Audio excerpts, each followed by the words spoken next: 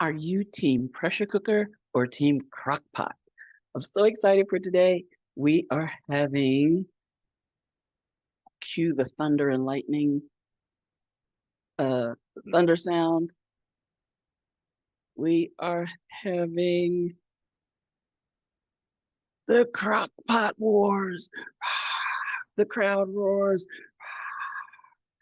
So I have to tell you, I'm a gadget girl, but I love this topic. I love these gadgets, but we're going to put them up head to head. What is the best? Or when do we use them the most? Okay, so here we go. So it's fall, y'all. It really is. I mean, something is different in the air, and we're in the Fall Lights Mastery series of the Total Transformation Secrets. Is webinar 43. Can't believe that. But this fall, one of my favorite things is comfort food.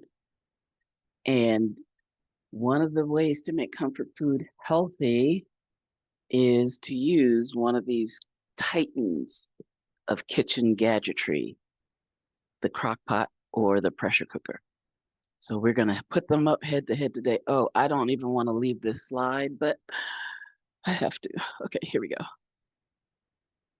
So today we're going to discover why comfort foods cause energy crashes. When I say comfort food, traditional comfort foods, you know what they are. How to time your carbs for metabolic rhythm, the best pairings for soups, stews, and sides, and the bonus secret I can't wait, the Instapot or pressure cooker versus the crock pot. Which is better? So that's what we have in store today. Let's get started.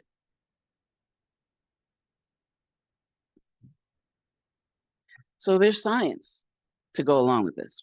Healthline.com. Whoop, whoop, whoop. Shout out to Healthline. I searched them, and yes, they have a head-to-head article about the research. And I'm going to put a link to this in the description. So you'll be able to read it for yourself. But I got so much to share.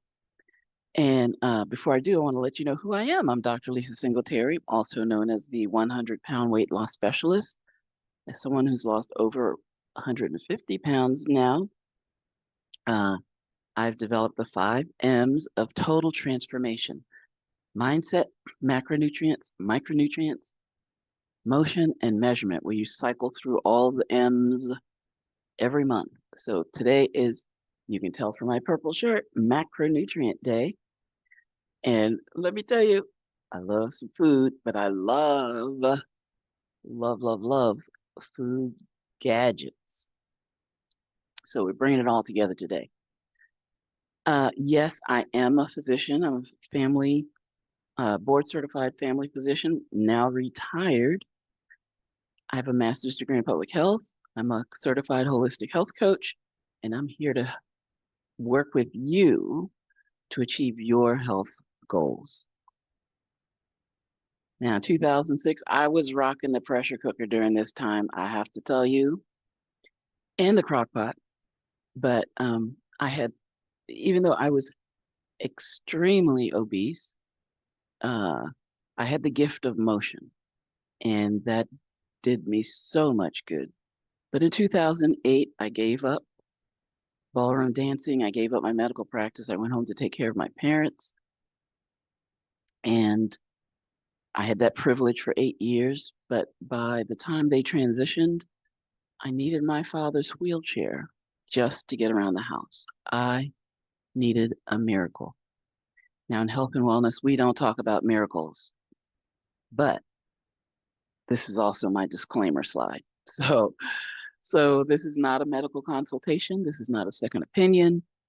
Your insurance will not pay for me. I'm not diagnosing or curing any medical diseases. right? I'm sharing you my personal experience, my clinical experience, my research, my medical knowledge, um, and we're in this together.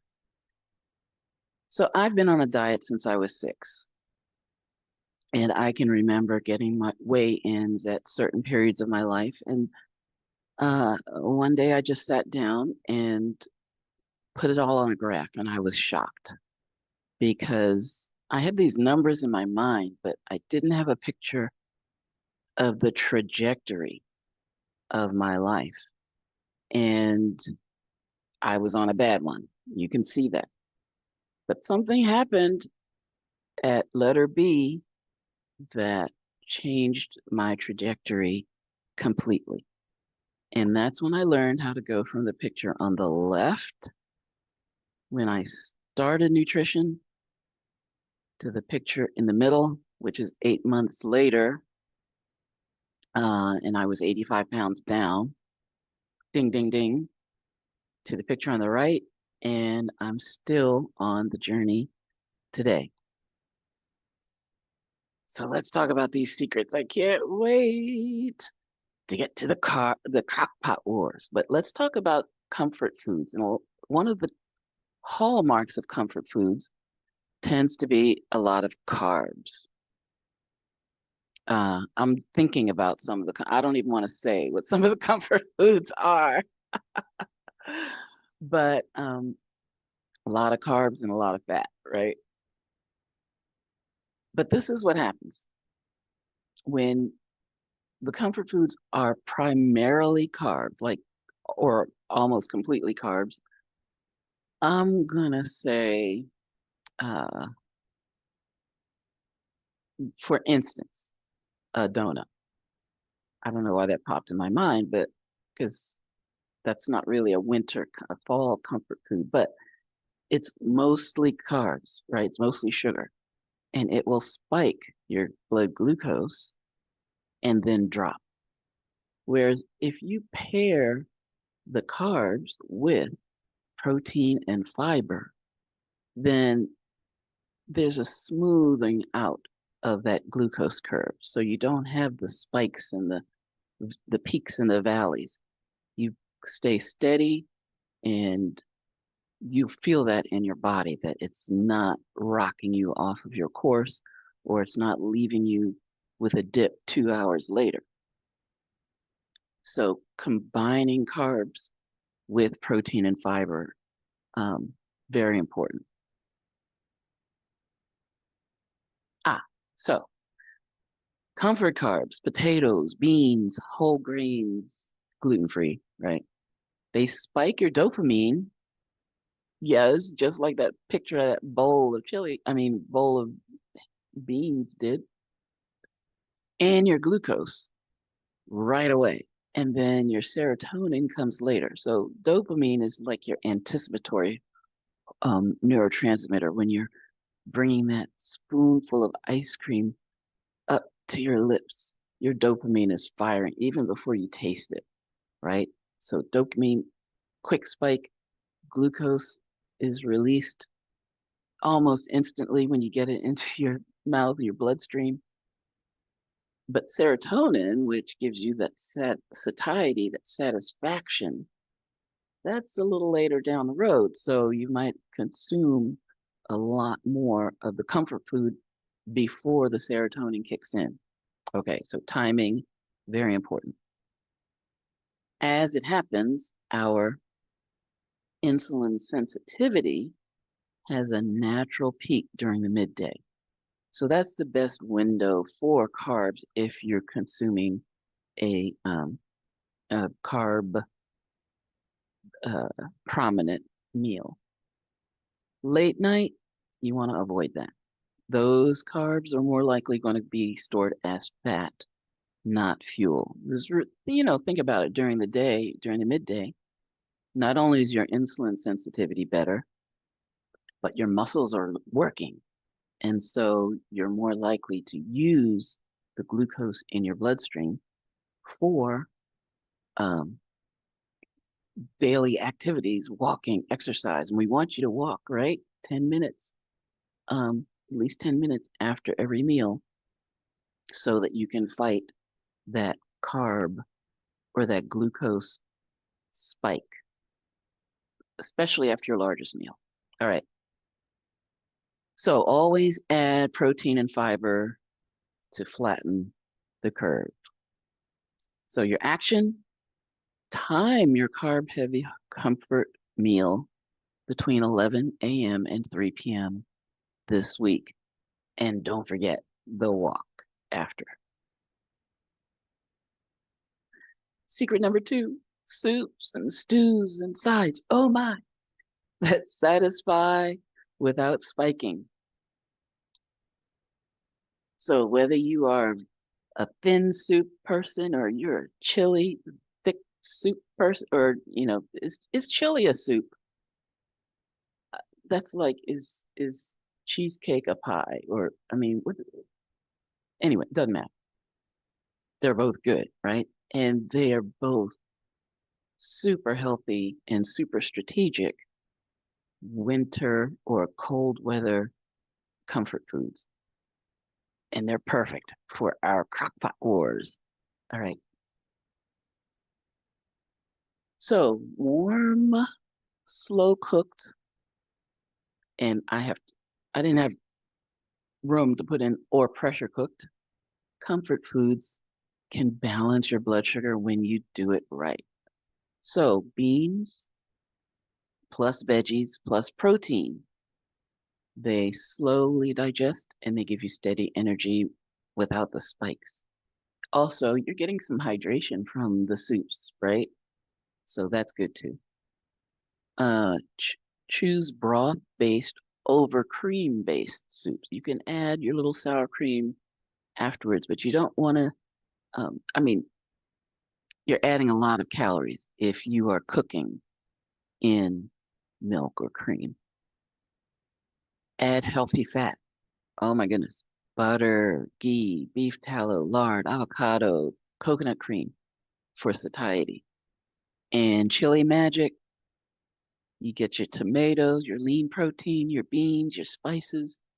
You got a hearty, delicious, comforting meal with no sugar spikes and crash. So action step to your next bowl, your next hot bowl. Add a tablespoon of butter or a half an avocado. Or, we can see in the picture, a little sour cream, little cheese, but adding some protein and some healthy fats to it. Secret number 3, the timing isn't just in the time of day, but the actual time that you sequence the foods that you take in your meal. So meal sequencing matters. Now you'll find some research that says salad first, vegetables first. You'll find some that say protein first. I find actually more that say the vegetables first, but all of the research says eat your carbs last. So you can enjoy your rice or your sweet potatoes without guilt if you time it right. So have sweet or starchy sides after the protein and the fiber, not before. Never start your meal with sugar. That delays your fullness signal. So that sets you up to eat more of these high calorie, delicious things before you realize you're full. The dessert delay trick. So if you're going to have dessert, which could be half a baked potato with, the drizzles, the butter, the cinnamon, whatever. Oh, there we go. I put something in it. That could be your dessert, right? But wait 20 minutes after your main course. So you're already having your serotonin, your satiety hormone kick in, and you're not in this void.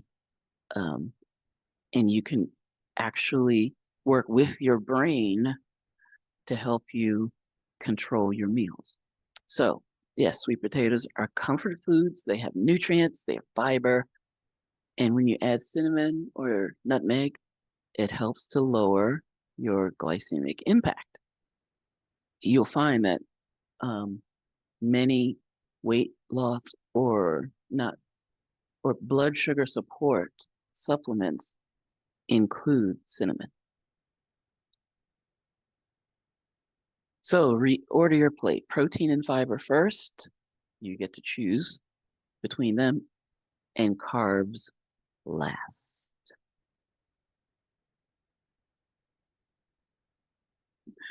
Bonus secret. Tools that transform: pressure cookers versus crock pots, or the Crockpot Wars. Fast fuel or slow comfort? What's it gonna be? The butterfly will be the judge.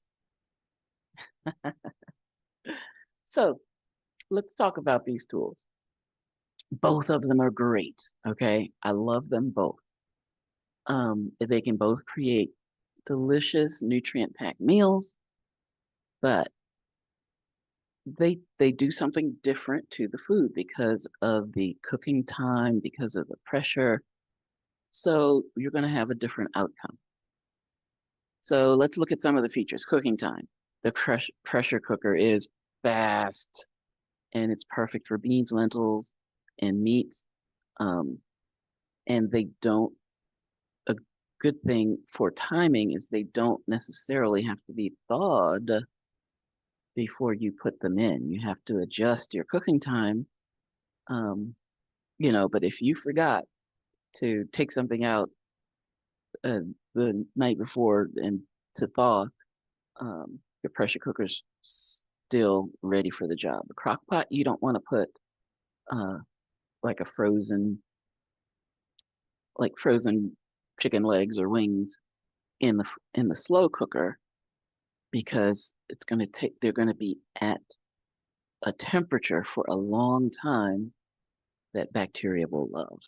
And so we don't want any problems with that. So no frozen meats in the slow cooker. You have to remember to take it out of the freezer and thaw it before you put it in. All right.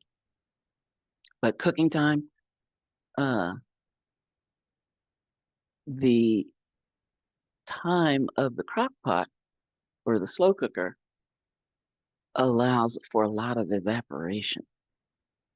The steam that comes out and, makes your house smell so yummy for hours. So that's not a downfall. But you were like, when is it going to be ready? It smells so good.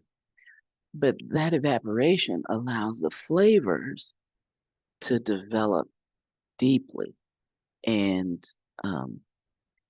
that's something that the pressure cooker doesn't do as well, because the steam all stays inside. It doesn't evaporate. Okay, nutrient retention. It depends, right?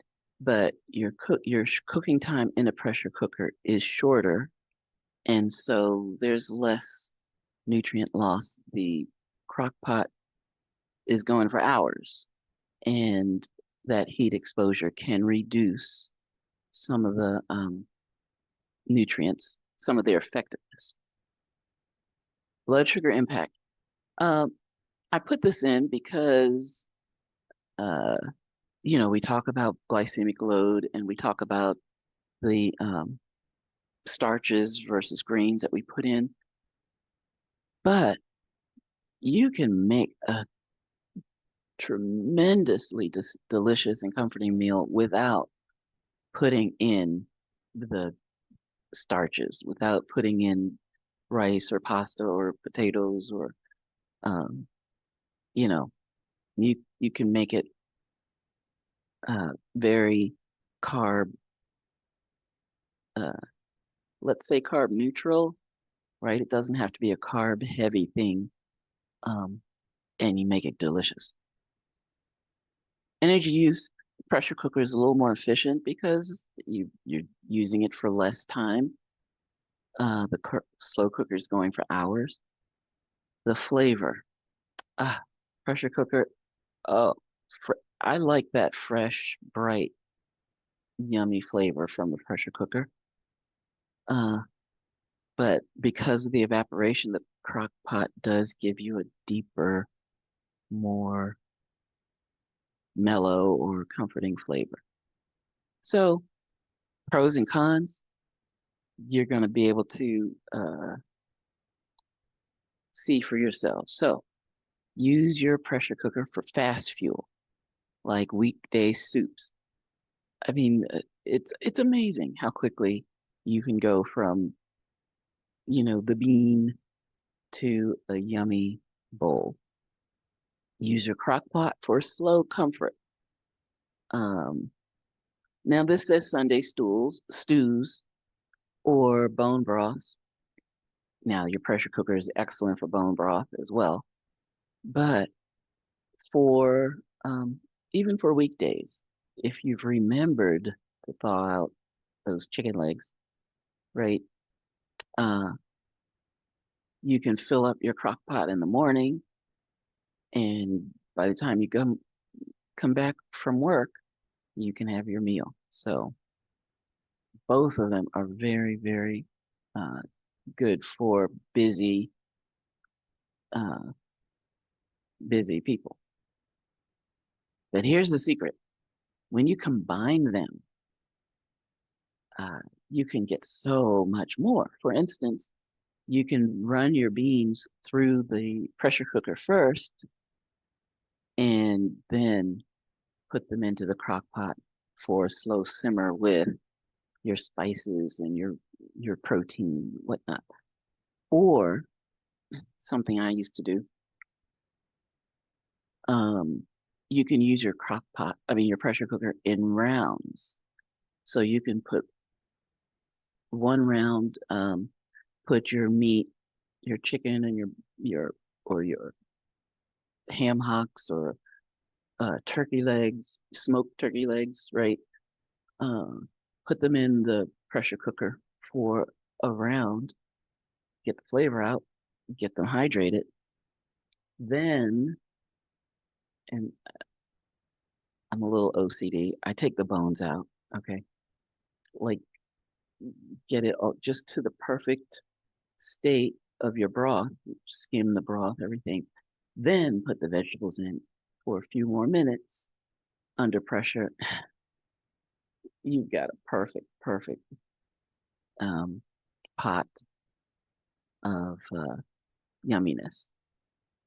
Likewise, for the crock pot, you can start with, let's say, the meats or the beans, and then later, like hours later, you can add certain vegetables and what. So when you get to the end of, let's say, an 8-hour cook, you have um, everything is timed perfectly. So you can really kick it up a notch when you time what you put into the pot and when. Most people just throw everything in and let it go. Let me tell you, that works too.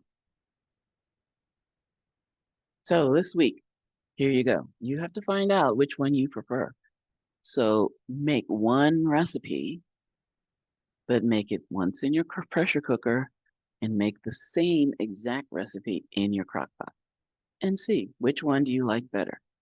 And you could think, I can do this for a Sunday, I could do this for a weekend, but this is just fine for a work day. And the internet is full of tips, tricks, and recipes. In fact, um, I I have a whole rack of pressure cooker cookbooks, but I hardly look at them anymore because I go right to the internet and see what was that? How much of that did I put in? How much water did I have to put in? Or, one bag of beans is this many, all those little details that they're right on your phone. So um, have fun with it. So today we discovered the secrets, the comfort food carb curve, soups and sides that satisfy, meal sequencing for metabolic wins, and our bonus, our tools that transform the crock pot and the slow cooker. So I'm so glad we're in fall. I can't believe it. Um, we're almost coming up to our 1 year anniversary, but let's see what's up for the rest of October. We've got uh, webinar 44 next week on motion and webinar 45 on measurements. And then October is gone. This is such a time of fast moving time travel, as one of my YouTube guys says. So, but I'm looking forward to Fall Lights Mastery the rest of the month of October. Then we'll go into Seasonal Sync Mastery and Holiday Feast Mastery. Here's a reminder, fall back November 2nd, public service announcement. It's right around the corner. And we started last week easing into the time change because that could be pretty abrupt, right? Losing an hour, um, the delay of activities versus the daylight in the evening. So we have our fall back pet plan. Works for humans too. So this is week one. We've had week one. Last week, our plan was to delay feedings or, afternoon, evening activities, delay your bedtime, delay your dinner time, 15 minutes, right? Just 15 minutes.